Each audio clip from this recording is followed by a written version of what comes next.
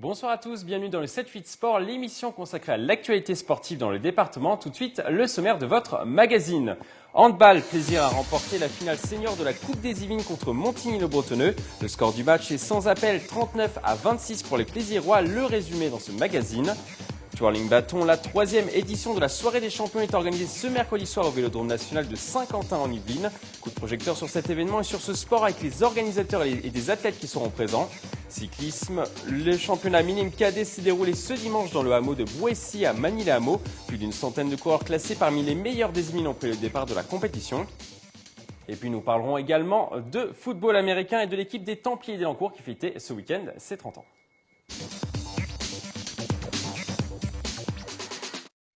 On jouait ce week-end la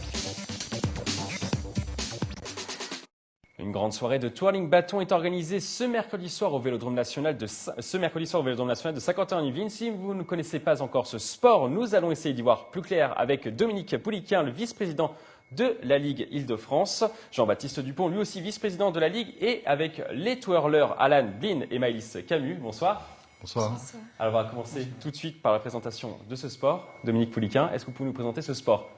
Il est importé des États-Unis, si je crois. Il est à la base importé des États-Unis dans les années 70. Il est arrivé très exactement en 74 en France, le temps que l'idée germe, la fédération existe en 78. Et à partir de là, c'est un essor. En fait, en France, on a pris une partie des majorettes qui voulaient faire du sport. C'est devenu un vrai sport, reconnu par le comité olympique français. C'est de même en Italie, je crois, aux États-Unis aussi. Et voilà, l'expansion au fur et à mesure du temps pour arriver aujourd'hui aux 14 000 licenciés à peu près en France.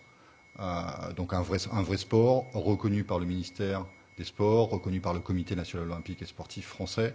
Donc voilà, un sport qui a sa place dans le paysage français aujourd'hui. Jean-Baptiste Dupont, quelle est la différence avec les majorettes ? On compare souvent ce sport aux majorettes, quelle est la différence avec ce sport ? Il n'y a pas de comparaison à faire. On est dans un gymnase.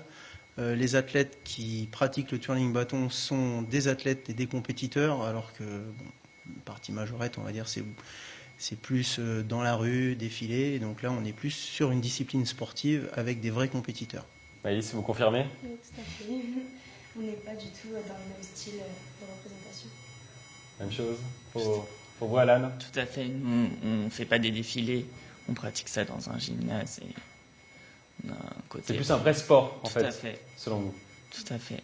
Et vous essayez de sortir justement de ce stéréotype des majorettes, Dominique ? Alors, ça perdure, parce que dans l'imagerie populaire, voilà, les majorettes c'était gentil, c'était mignon avec les fanfares dans la rue. Alors ces jeunes-là ne l'ont jamais connu, Jean-Baptiste l'a peut-être connu, moi je l'ai connu à travers mes parents il y a très très longtemps. Donc j'ai pas de frustration particulière vis-à-vis des majorettes, c'est simplement pas la même chose, c'est comme si on compare, je sais pas, les choux et les navets. Ça n'a strictement rien à voir, encore une fois. Alors pour donner une image claire, c'est que dans les années 80, en fait, la FFG, la Fédération Française de Gymnastique, a approché deux fédérations pour les avaler. C'était la GRS et le twirling bâton. La GRS a dit oui et sont rentrés à la FFG. On a dit non pour des raisons qui nous étaient très propres à l'époque. On voit ce qu'est la GR. C'est grosso modo, c'est très apparenté. Donc on va se battre pendant longtemps. Mais je crois que la bataille, elle est passée. Elle était pour les gens des années 80 et 90. Nous, on n'est plus dans la bataille. Les majorettes existent. Et fort justement, c'est un loisir. Le twirling bâton existe. A été en démonstration aux Jeux Olympiques de Sydney en 2000, grâce aux Japonais.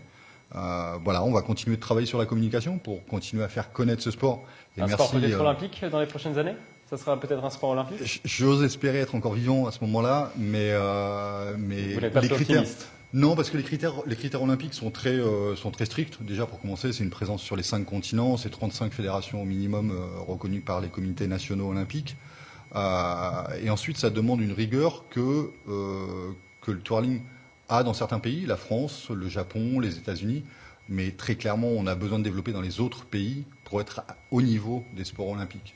Et en plus, on n'a pour l'instant effectivement pas la portée médiatique que demandent les Jeux Olympiques, puisque les Jeux Olympiques sont beaucoup mercantiques à l'heure actuelle. On compare aussi souvent le twirling bâton au patinage artistique, par exemple. Il y a un côté esthétique dans le twirling bâton. Vous avez ce sentiment-là également ? Oui, dans l'idée, et je pense que c'est une bonne direction quand on fait le comparatif. Dans le principe sur les compétitions, où on a une table de jury où les athlètes sont jugés sur leur appréciation, sur l'évolution, sur la technique, l'artistique. sur tous ces points-là. Donc c'est vrai que sur ces points-là, on peut avoir vraiment un vrai comparatif où on est proche du patinage artistique sur l'artistique encore, comme je viens de le dire. Maëlys, le twirling bâton, généralement quand tu annonces à tes parents, à tes amis que tu fais du twirling bâton, qu'est-ce qu'ils en pensent? C'est pas très connu encore, donc mes amis ne connaissaient pas. Et puis ils sont venus à mes compétitions et ils ont bien aimé, ils ont accroché. Et ils vous encouragent? Oui, ils sont derrière. Même chose, Alan? Tout à fait. Maintenant, je pense que j'ai à peu près mes amis et ma famille qui me suivent dans toutes les compétitions et même à l'international, ils font le déplacement pour venir nous supporter. Et c'est un sport assez physique, parce qu'on parle beaucoup de l'aspect esthétique, etc. Est-ce que c'est un sport physique, Alan? Tout à fait, ça nous demande une vraie préparation physique, aussi de la souplesse, de la patience, parce qu'on ne peut pas réussir tout du premier coup. Ça demande beaucoup d'envie aussi. Maëlys, on vous voit justement en compétition, Alan. Là, ce mouvement, expliquez-nous. Faut de la souplesse, faut savoir lancer le bâton. Tout le monde dit que ça pourrait être facile, mais pas du tout. Rien que le lancer, c'est compliqué. Et on peut rajouter des rattrapages. Pourquoi vous dites que c'est compliqué de lancer? Parce que c'est difficile à apprendre déjà.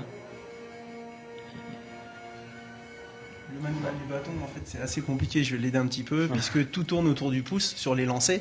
Et en fait, en fonction de la direction de la main, de la position du pouce, le bâton peut partir à droite ou à gauche. Donc déjà, il faut avoir un lancer juste pour pouvoir faire un rattrapé juste. C'est très Maëlys, c'est un sport physique, on en parle depuis tout à l'heure. Il faut beaucoup d'endurance, oui. Il faut beaucoup d'entraînement pour arriver au niveau d'Alan? Oui, beaucoup d'heures d'entraînement, oui, par semaine, oui. Et vous travaillez comment, généralement, dans un entraînement? Qu'est-ce que vous travaillez Expliquez-nous d'abord, un entraînement type. Alors d'abord, l'échauffement, qui dure 30-45 minutes. Puis après, on passe à la préparation au niveau du bâton, qui demande beaucoup de temps aussi. Et après, on répète notre enchaînement qu'on va présenter en compétition. Dominique Poliquin, est-ce qu'il faut avoir fait de la gymnastique pour se lancer dans le twirling bâton? Oui.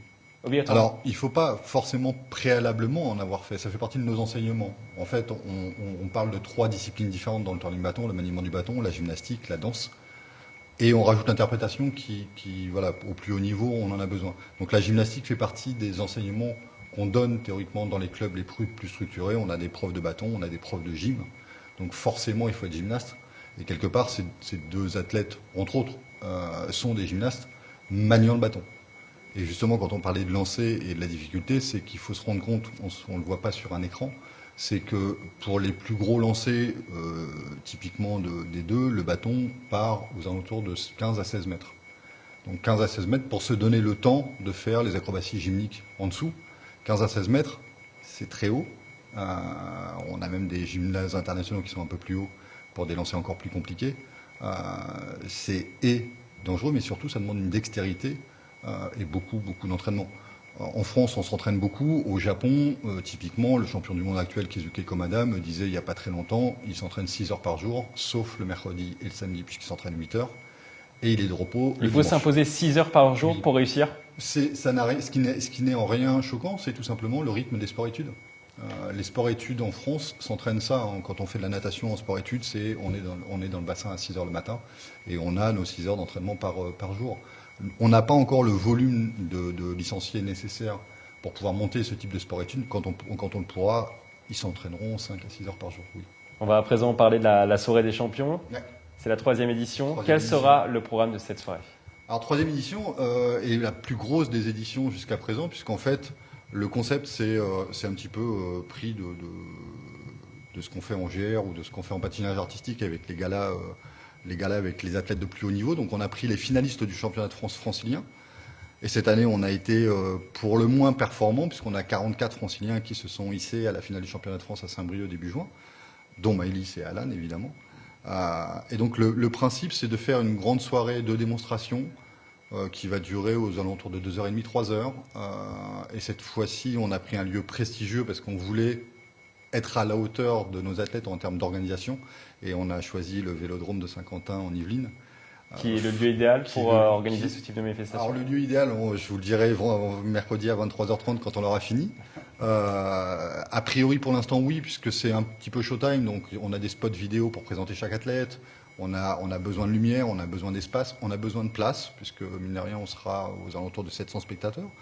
On a besoin de son, et le Vélodrome pour l'instant réunit tout ça, notamment à travers ses écrans géants, la qualité de son personnel et ainsi de suite. C'est vraiment, pour l'instant, pour l'instant ça fait partie des plus beaux lieux qu'on ait vus. On a organisé les championnats du monde en 2012, c'était le dôme de Villebon.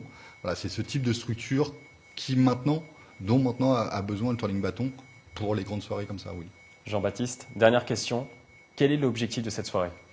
L'objectif, c'est attirer encore plus de monde vers le twirling bâton? Absolument, c'est ce que vient décrire un petit peu Dominique dans le cadre dont on a besoin pour pouvoir faire découvrir cette discipline au plus grand nombre.